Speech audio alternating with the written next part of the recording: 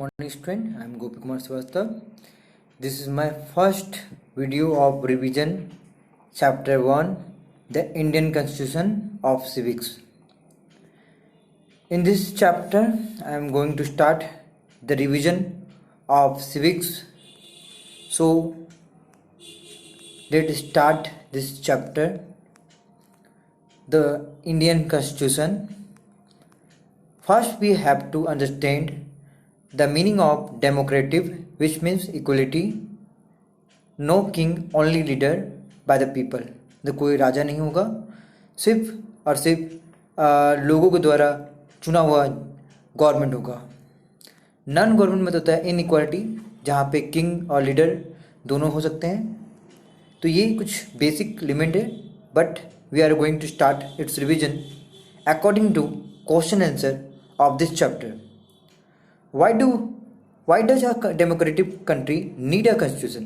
आखिर किसी भी डेमोक्रेटिक कंट्री को कॉन्स्टिट्यूशन या संविधान का जरूरत क्यों पड़ता है? Democratic means when the government is selected by peoples, this process is known as democratic country. मतलब जहाँ जनता के द्वारा लीडर चुना जाता है उसे हम डेमोक्रेटिक कंट्री कहते हैं. आप यहाँ पे समझ सकते हैं कि अब हमें डेमोक्रेटिक कंट्री में एक कॉन्स्टिट्यूशन का जरूरत है, एक संविधान की जरूरत है, क्योंकि संविधान के बिना लॉ एंड ऑर्डर नहीं चल सकता. संविधान ही लॉ एंड ऑर्डर को मेंटेन करता है. A democratic country need a constitution because a constitution tell us the fundamental nature of the society. Democratic country को हमेशा एक संविधान की जरूरत पड़ता है ताकि वो बता सके कि फंडामेंटल नेचर क्या है सोसाइटी का, किस हिसाब से हमारा सोसाइटी को चलना चाहिए, वो हमारा संविधान में ही लिखा रहता है. A constitution help serve as a set of the rules and the principle that all the person in a country can agree upon the basis of the way in which they want the country to be govern. Constitution में सभी principal लिखे रहते हैं, सभी बातों को लिखा जाता है और सभी लोगों को कॉन्स्टिट्यूशन में जो लिखा है उस बातों को मानना पड़ता है, क्योंकि संविधान एक देश को चलाने का एक गाइडलाइन हो गया कि किस तरह से देश को चलाना चाहिए. ये गाइडलाइन हमारा संविधान है, ये हमारा कॉन्स्टिट्यूशन है. सो हर कंट्री को बिना कॉन्स्टिट्यूशन का नहीं चला जा सकता, बिना गाइडलाइन का कोई भी कंट्री नहीं चल सकता. अगर लॉ एंड ऑर्डर को नहीं रहेगा देश में या सोसाइटी में, तो वो देश या सोसाइटी किस तरह से तरक्की कर सकता है? नहीं कर सकता है. ठीक है, look at the wording of the two document given below. यहाँ पे वर्डिंग दिया गया है. यहाँ पे कॉन्स्टिट्यूशन जो है नेपाल का 1990 में दिखाया गया है, फिर 2007 का इंटरिम कॉन्स्टिट्यूशन दिखाया गया है नेपाल का ही. तो ये आपका कुछ क्वेश्चन है जो आप इसे देख सकते हैं. हमारा जो अगला क्वेश्चन है वो है what is the difference in the exercises executive power in the above constitution of the Nepal. Keeping in this mind, ये क्वेश्चन भी आपको जो है इसी क्वेश्चन से रिलेटेड है और इससे रिलेटेड एक एक्स्ट्रा क्वेश्चन पूछ रहा है. तो ये क्वेश्चन आप अपने से कर सकते हैं. ठीक है, रिवीजन में के लिए ये उतना इम्पोर्टेंट बिल्कुल नहीं है. हमारा जो अगला क्वेश्चन है वो है what would be happen if there were no restriction on the power of elected representative.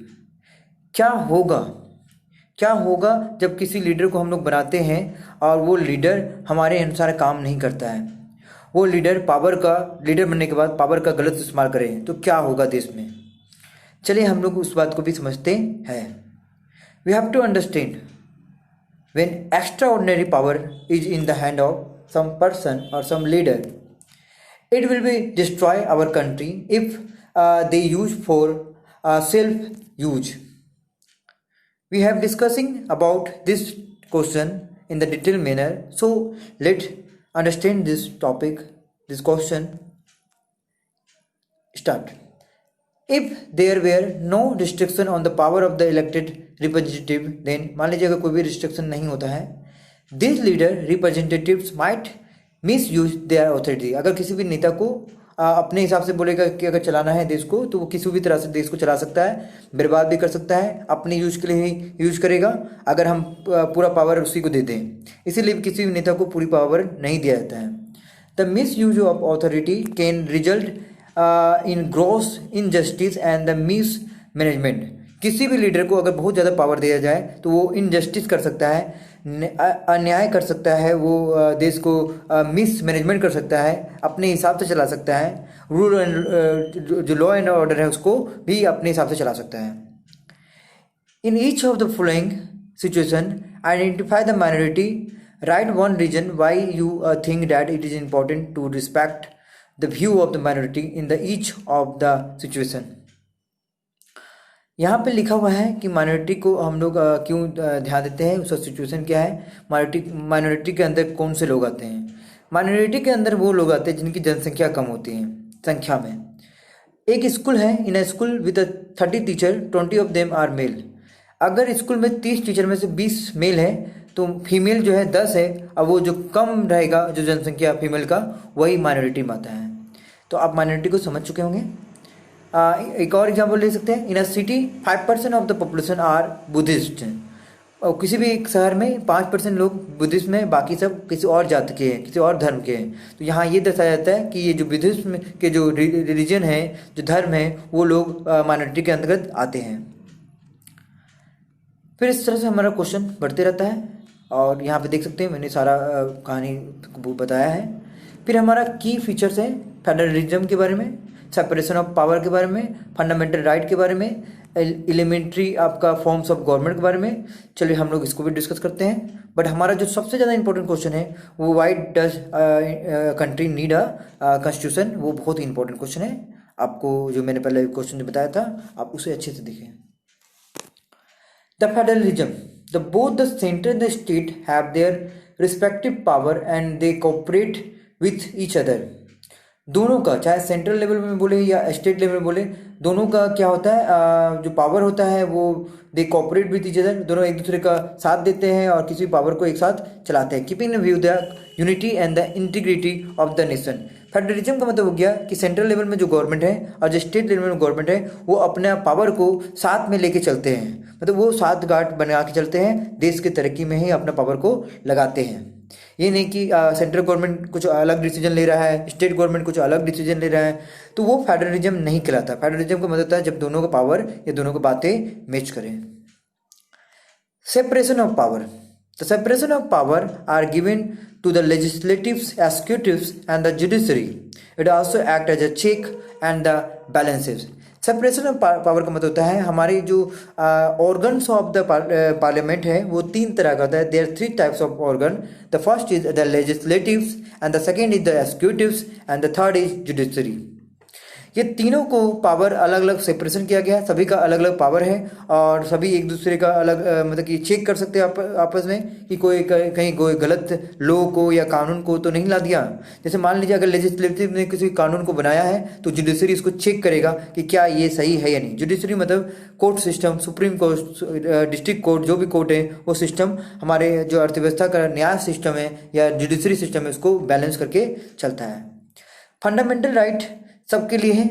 ये फंडामेंटल राइट आपके अधिकार के, हमारे अधिकार के बारे में सोचता है कि हमारा अधिकार है पढ़ने का। Fundamental right, right to education, right to vote, right to freedom, ये सभी फंडामेंटल राइट के अंतर्गत आता है और सबको ये फंडामेंटल राइट का अधिकार है। पार्लियामेंट्री फॉर्म ऑफ गवर्नमेंट, हमारा जो गवर्नमेंट है वो पार्लियामेंट्री फॉर्म ऑफ गवर्नमेंट है। Parliamentary has 2 wing, Lok Sabha and Rajya Sabha. ये बहुत ही बेहतरीन क्वेश्चन है। There is a question related to the difference between the Rajya Sabha and the Lok Sabha. तो यहाँ पे आप देख सकते हैं ये पार्लियामेंट्री जो सिस्टम है हमारा लोकसभा और राज्यसभा का, इसे आप ध्यान से देखें, समझें और हमारा जो डिफरेंट होगा लोकसभा एंड राज्यसभा में वो बहुत ही इंपॉर्टेंट क्वेश्चन है, आप इसे अच्छे से समझ लीजिए। यहाँ पे हमारा जो दिखाया गया colour the flowing country in the map. Map में आपको ये कलर करना है। कलर इंडिया को आपको रेड में करना है, नेपाल को आपको ग्रीन में करना है, बांग्लादेश को आपको येलो में करना है। ये क्वेश्चन भी इंपॉर्टेंट है बट रिविजन पॉइंट से नहीं है। आपके लिए 2 इंपॉर्टेंट क्वेश्चन है, why does our country need a constitution and the second is the difference with Rajya Sabha and the Lok Sabha. In the notes, in my notes, there is no answer of the Rajya Sabha and Lok Sabha, but with the help of internet, you can find the answer. So, or in the book also you can find the answer related to the Lok Sabha and the Rajya Sabha. But in the sometime our my notes it is given related to the topics Rajya Sabha and the Lok Sabha must learn it. What are the types of the government? Government का कितना type होता है? तो monarchy, democracy, ओलाग्रिपी और उसके बाद इस तरह से बहुत सारा आपका गवर्नमेंट का जो टाइप है वो दिया हुआ है। ये आपके लिए सिर्फ आपको समझना है, पढ़ना है ताकि आप समझ सके। What is the concrete list, what is union list, what is state list, चलिए इसे भी हम लोग थोड़ा डिस्कस कर लेते हैं। Concurrent list include the common interest of the both the union government as well as state government. जब यूनियन गवर्नमेंट और स्टेट गवर्नमेंट को दोनों का जो इंटरेस्ट है, जो दोनों को बातें हैं एक साथ लेके आता है किसी लिस्ट में, किसी लॉ में, तो वो कॉन्क्रीट लिस्ट कहलाता है। Union list is the list of subject national important, this include the national defence, foreign affair, banking, जो भी देश का सुरक्षा से रिलेटेड जो भी बातें हैं वो यूनियन लिस्ट में आता है। State list contain the subject state and the local, local और स्टेट से रिलेटेड जो भी सब्जेक्ट होगा जो राज्य को चलाने के लिए वो स्टेट लिस्ट में आता है। फिर यहाँ पे देख सकते हैं आप, यहाँ पे what are the three list, हमारा 3 लिस्ट आप जानते हैं कौन कौन सा है। फिर मैच द फ्लोइंग पे आप ध्यान दीजिए। फिर हमारा ये टॉपिक है जो ये समाप्त हो गया है, तो आप यहाँ पे सभी चीज़ों पे ध्यान दीजिए। फिल इन द ब्लैंक्स पे ध्यान दीजिए कि कौन सा इंपॉर्टेंट है। फिल इन द ब्लैंक्स में भी बहुत सारा हमारा इंपॉर्टेंट है, आप इसे देख सकते हैं और आप इसे याद भी कर सकते हैं। सो रिवीजन के लिए हमारा 2 क्वेश्चन था। So thank you, must ready for your exam and give your best performance in your exam, right the all the question. Thank you.